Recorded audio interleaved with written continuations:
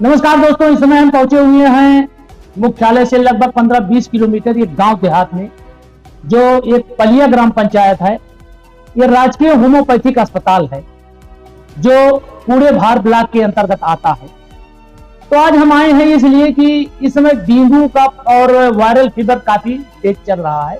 तो हम जानना चाहेंगे, यहाँ पर हमारे पास डॉक्टर साहब मौजूद हैं, हम इनसे बात करेंगे कि क्या होम्योपैथिक में भी ऐसी व्यवस्था है जो डेंगू को कंट्रोल कर सके या फीवर वायरल जो हो रहा है उसको कंट्रोल कर सके। तो हमारे सामने डॉक्टर साहब हैं। डॉक्टर साहब, हम नमस्कार आपको करते हैं। तो डॉक्टर साहब, सबसे पहले आप अपना परिचय हमारे दर्शकों को बता दीजिए।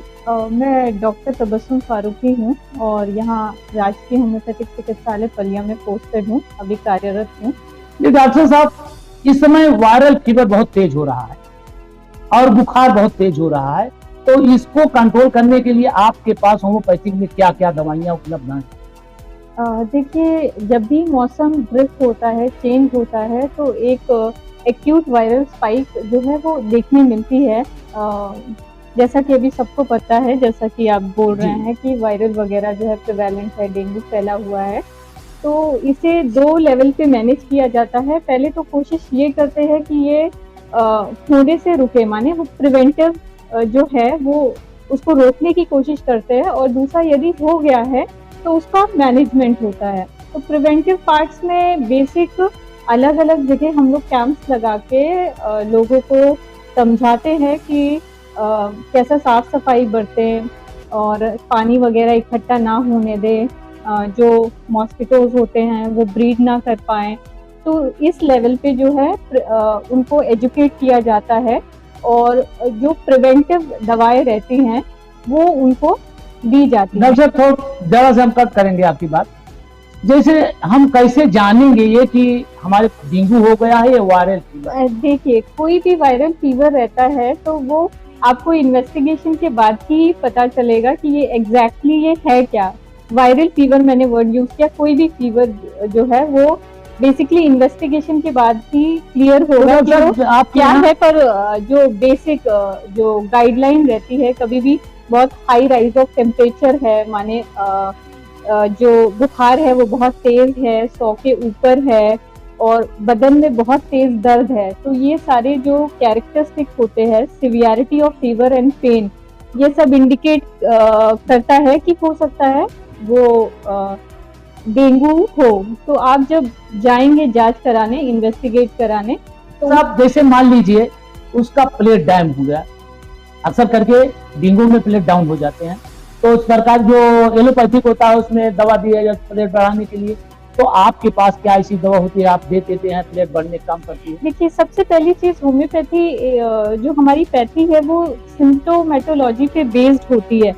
जैसा आप भी डेंगू फीवर लेकर आए हैं और आपके कैमरामैन साहब भी सेम वायरस लेकर आए हैं, तो ऐसा जरूरी नहीं कि आप दोनों को सेम मेडिसिन होगी। आपकी केस प्रेजेंटेशन के हिसाब से आपको मेडिसिन दी जाएगी। इसे होम्योपैथी में इंडिविजुअलाइजेशन कहा जाता है। पर वैसे अगर आप एक कॉमन थेरेपेटिक पूछे तो कई दवाएं रहती है। और आप मरीज के हिसाब से दवा देते हैं आप लोग या मरीज के हिसाब से? देखिए, अभी जस्ट मैंने बताया कि ये इंडिविजुअलाइजेशन की बात होती है। जैसे 2 मरीज सेम सिम्टम, सेम डायग्नोसिस लेकर आए हैं, तो जरूरी नहीं है कि उन दोनों की मेडिसिन सेम ही होगी। इंडिविजुअलाइजेशन के बेस पे अलग उनको डायग्नोस करके, होम्योपैथिकली डायग्नोस करके उनका ट्रीटमेंट किया जाएगा। डॉक्टर साहब, आप लोग गोली बनाकर दे देते हैं, गांव देहात वाले कहते हैं अयोध्या का प्रसाद है, इसको खा के उसको सब खा लेते हैं, बच्चे लोग, मीठा होता है। yes. तो आप लोग गोली में देते हैं, उसमें थोड़ा सा डाला जाता है और वो बड़ी शीशी तो ज्यादा है, तो इसमें थोड़ा सा बताइए, हमारे दर्शकों को गुमराह होते हैं। सॉरी, आप थोड़ा क्लियर करें। जो आप होम्योपैथिक ये हम मीठी गोलियों में जो डिस्पेंस, आप ये पूछना चाह रहे हैं शायद कि ये इफेक्टिव होती हैं या नहीं? हाँ, नहीं होती। तो गांव वाले जैसे गांव देहात में ये उसको प्रसाद समझते हैं मंदिर का। नहीं, ऐसा उसमें थोड़ा जनता को जागरूक मैं ये चीज तो चाहूंगी कि सब लोग जाने, और जानते ही हैं। होम्योपैथी जो है वो हमारे रूरल एरिया में, गांव के एरिया में बहुत पॉपुलर है। अच्छा मैम, और ये बताइए, आपके यहाँ जैसे मान लीजिए आर्सेनिक है 30, 200, 1 एम, 10 एम, इस तरह से होता है।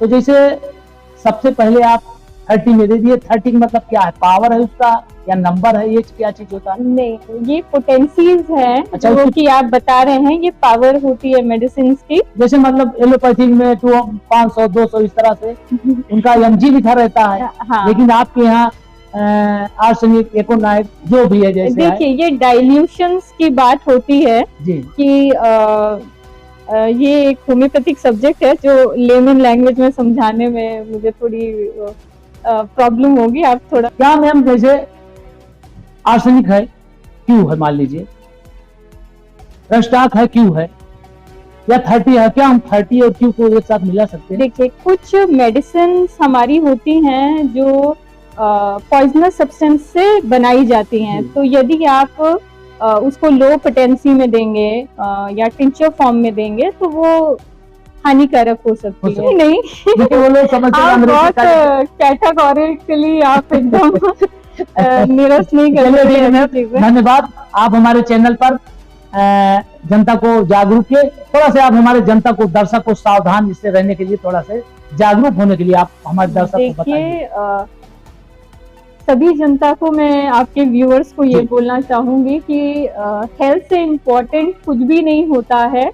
लोग ज्यादातर अपनी फिजिकल जो प्रॉब्लम्स होती है उसको ज्यादा महत्व देते हैं, पर एक स्टेप आगे आके मैं ये कहना चाहूंगी कि हमारी जो मानसिक हेल्थ है, जो मेंटल इश्यूज है, उस पे भी लोगों को थोड़ा सोचना चाहिए, पढ़ना चाहिए, ध्यान जाए, मेडिटेशन वगैरह करें और इस तरह से होलिस्टिकली अपना सब ख्याल रखें। ठीक मैम, धन्यवाद आपको। इसी तरह से खबरों के लिए हमारे चैनल पर बने रहिए, हंसते रहिए, मुस्कुराते रहिए, साफ सुथरा अपने घर परिवार को रखिए और अपने आप स्वयं साफ रहिए। तब तक के लिए जय हिंद, जय भारत।